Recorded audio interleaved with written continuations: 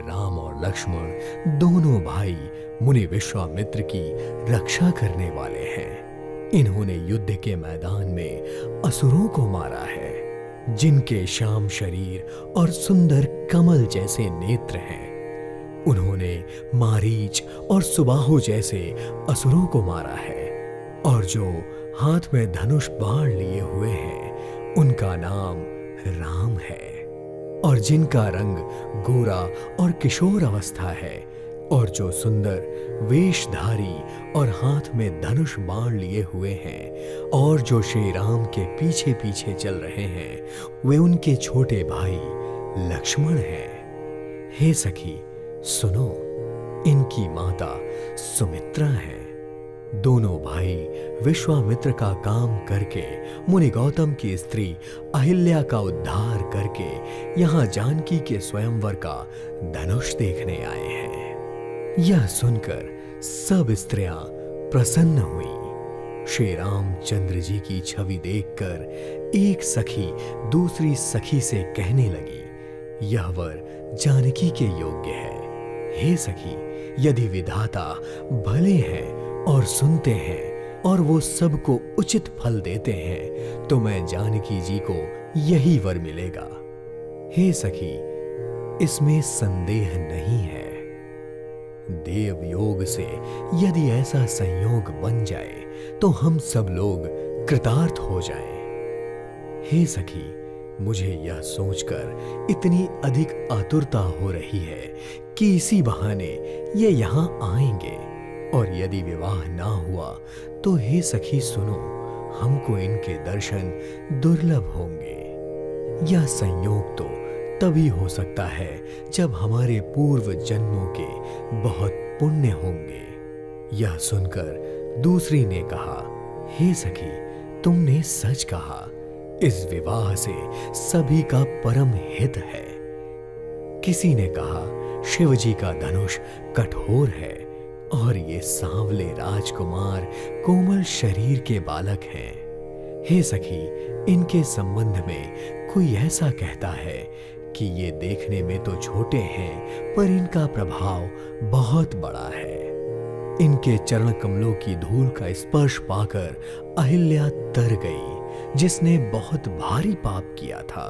तो क्या वो शिव जी का धनुष बिना तोड़े रहेंगे? इस विश्वास को भी नहीं छोड़ना चाहिए। जिस ब्रह्मा ने सीता को संवार कर बड़ी चतुराई से रचा है, उसी ने विचार कर उनका वर भी रच रखा होगा।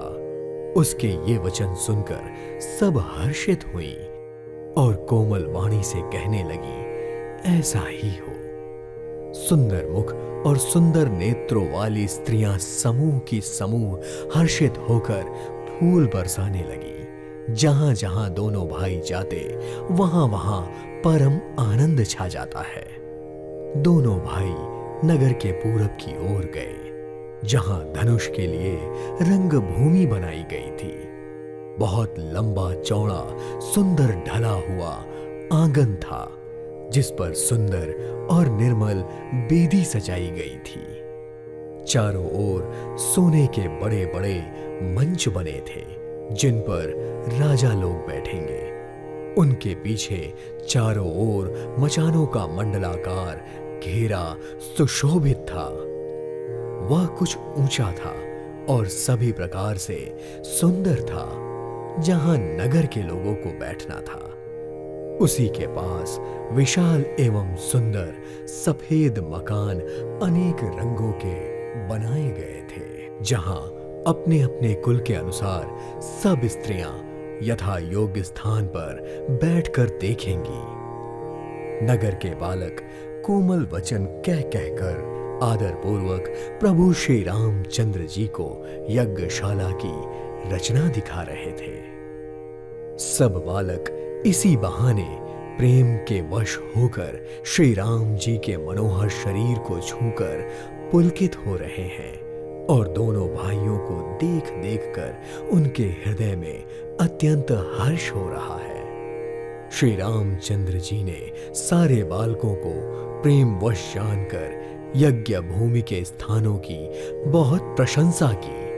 इससे उनका उत्साह, आनंद और प्रेम और भी बढ़ गया, जिससे वे सब अपनी अपनी रुचि के अनुसार उन्हें बुला लेते और प्रत्येक के बुलाने पर दोनों प्रेम सहित उनके पास चले जाते। कोमल, मधुर और मनोहर वचन कहकर श्री राम जी अपने छोटे भाई लक्ष्मण को यज्ञ भूमि की रचना दिखाते हैं। वहीं दीनों पर दया करने वाले श्री राम जी भक्ति के कारण धनुषशाला को चकित होकर देख रहे हैं। इस प्रकार सबको विचित्र दृष्टि से देखकर वे गुरु के पास चल दिए और आने में देर हुई जानकर उनके मन में डर है। जिनके भय से भय को भी डर लगता है, वह प्रभु भय दिखा रहे हैं। उन्होंने कोमल, मधुर और सुंदर बातें कहकर सभी बालकों को जबरदस्ती विदा किया। फिर भय, प्रेम, विनय और बड़े संकोच के साथ दोनों भाई गुरु के चरण कमलों में सिर नवाकर बैठ गए।